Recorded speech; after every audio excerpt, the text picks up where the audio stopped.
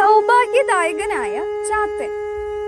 ശ്രീ വിഷ്ണുവായ അഥവാ ശ്രീ ധർമ്മശാസ്താവ് സകല ശക്തി ദേവതകളുടെയും നാഥനാണ്. സാക്ഷാൽ ചാത്തൻ എന്ന ഈ ബാലൻ ഒരു യോഗീശ്വരനായിട്ടാണ് പുരാണങ്ങളിൽ അറിയപ്പെടുന്നത്. യുഗങ്ങൾ പോലും ഈ ബാലൻ ജന്മമെടുക്കാറുണ്ട്. സപ്തഗുണത്തിന് പ്രാധാന്യമുള്ള കൃതയുഗത്തിൽ ഇവൻ ശുക്ലവർണ്ണനായിരിക്കും. രജോഗുണ പ്രധാനമായ ത്രേതായുഗത്തിൽ ഇവന്റെ വർണ്ണം രക്തവർണ്ണമായിരിക്കും. രജസ്തമോ ഗുണങ്ങൾക്ക് പ്രാധാന്യമുള്ള ദ്വാപര യുഗത്തിൽ ഇവൻ പീതവർണ്ണനായിരിക്കും. ഇനി വരുന്നത് കലിയുഗമാണല്ലോ. കലിയുഗം തമോ ഗുണ പ്രധാനമാണ്. അപ്പോൾ ഇവന്റെ വർണ്ണം നീലവർണ്ണം അഥവാ കറുത്ത നിറമായിരിക്കും. ആ നീലയ്ക്കും ഇവനെ ചാത്തൻ എന്ന് വിളിക്കാം.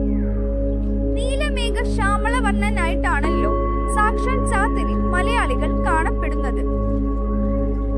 പരബ്രഹ്മത്തിന്റെ സമ്പൂർണ്ണ കലകളെയും തന്നിലേക്ക് ആകർഷിച്ച് അവതരിച്ചവൻ എന്നൊരർത്ഥവും ചാത്തന്റെ നാമത്തിനുണ്ട്.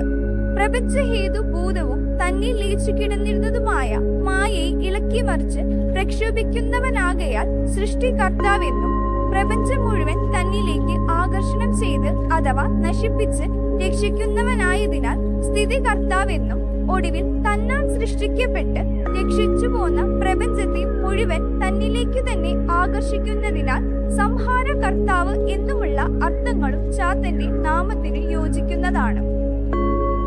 ചുരുക്കത്തിൽ ത്രിമൂർത്തികൾ മൂവരും ത്രിശക്തികൾ മൂവരും സാക്ഷാൽ ചാത്തനിൽ അടങ്ങിയിരിക്കുന്നു. ചാത്തനെ സ്വയം പ്രകാശി സ്വരൂപൻ എന്ന് പറയാവുന്നതാണ്. നാഗങ്ങളിൽ വെച്ചും ഉത്തമനായ നാഗമാണ് അനന്തൻ.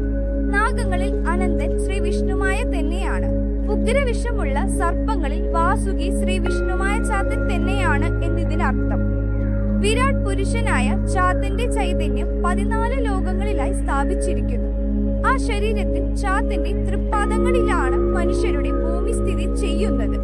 ഭൂമിയിലുള്ള സകല ചരാചരങ്ങളെയും സാക്ഷാൽ ചാത്തന്റെ തൃപ്പാദങ്ങളിൽ സുരക്ഷിതരാണ്.